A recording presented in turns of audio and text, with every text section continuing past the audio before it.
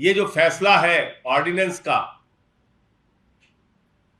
मैं समझता हूं सर्वोच्च न्यायालय में तो जाएगा ही, और वहां पर माननीय सर्वोच्च न्यायालय इस तानाशाही पूर्ण फैसले का संज्ञान लेगा। लेकिन कितनी मजेदार बात है, कह रहे 2 अफसर मुख्यमंत्री के ऊपर है। दिल्ली का गैर चुना हुआ एलजी 2 करोड़ जनता के द्वारा चुनी हुई सरकार के ऊपर है। तो फिर यहां चुनाव कराने का, विधानसभा के गठन का सर्वोच्च न्यायालय ने जिन बातों का स्पष्ट रूप से लिखा, उन बातों का क्या मतलब रह गया? कोई भी परिवर्तन, कोई भी अध्यादेश संविधान के दायरे में होगा, संविधान से बाहर जाकर नहीं हो सकता।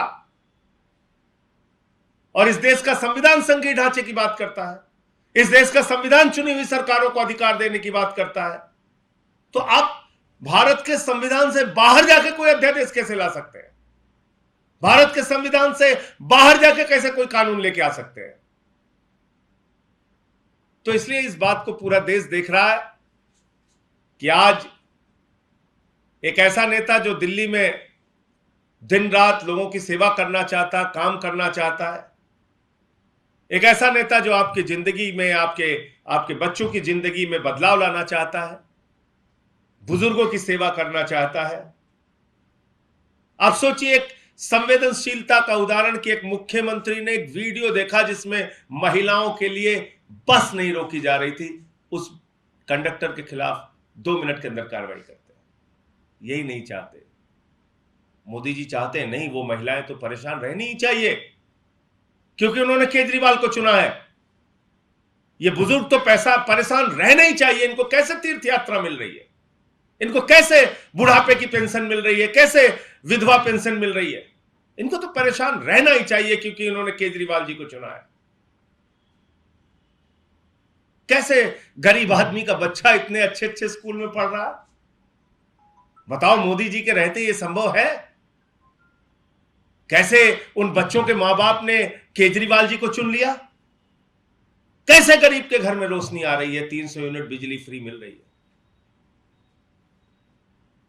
ये अगर ऐसी धारणा भारत के प्रधानमंत्री की होगी, ऐसी धारणा भारतीय जनता पार्टी की होगी, तो मैं इस देश के लोगों से कहना चाहता हूं, आप भी जरा सोचिए इन लोगों के बारे में, जरा ध्यान दीजिए। कैसे लोग बैठ गए हैं, कैसी घृणित और नफरत की मानसिकता के लोग इस देश की सत्ता को चला रहे हैं।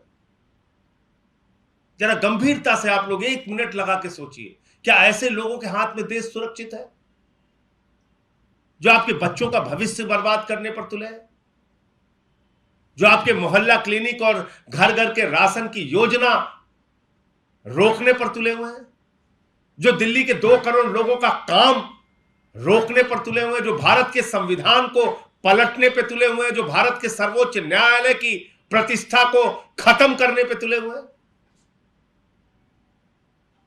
ये सवाल सिर्फ अरविंद केजरीवाल का नहीं है, भारत के महान लोकतंत्र और बाबा साहब डॉक्टर भीमराव अंबेडकर के द्वारा लिखे गए संविधान का है। और मैं समझता हूं कि जब ये मामला फिर से सर्वोच्च न्यायालय के सामने जाएगा तो निश्चित रूप से माननीय सर्वोच्च न्यायालय इन बातों का संज्ञान लेगा। जो लोग ऑर्डिनेंस ला के अधिकारियों की, दागदार अधिकारियों की सेवा बढ़ाते हैं, जो लोग रिटायरमेंट के बाद भी कमिश्नर और ईडी डायरेक्टर और सीबीआई के डायरेक्टर के पोस्ट पर अपने चहेते, अपने उंगली के इशारे पर नाचने वाले लोगों को अपॉइंट करते हैं, जो लोग अपने खिलाफ एक शब्द बोलने वाले अधिकारी को न सिर्फ हटाते हैं, सस्पेंड करते हैं, टर्मिनेट करते हैं, बल्कि उठा के उसको जेल में बंद करके सड़ाते हैं, वो हमसे सवाल पूछ रहे हैं। अरे हमने तो जो सर्वोच्च न्यायालय ने अधिकार दिया उसका पालन हम कर रहे थे, और सर्वोच्च न्यायालय ने कहा कि देश संघीय ढांचे से चलेगा, लोकतंत्र से चलेगा, चुनी हुई सरकार से चलेगा, संविधान के दायरे से चलेगा। तो जब हमको ट्रांसफर पोस्टिंग का अधिकार सर्वोच्च न्यायालय की 5 जजों की संविधान पीठ ने दिया, तो उस पर हम अगर कोई ट्रांसफर पोस्टिंग कर रहे हैं, एक दो ट्रांसफर पोस्टिंग, उस पर खड़े होकर चिल्ला रहे हैं, मतलब तानाशाही की पराकाष्ठा है, और क्या कहेंगे इसको।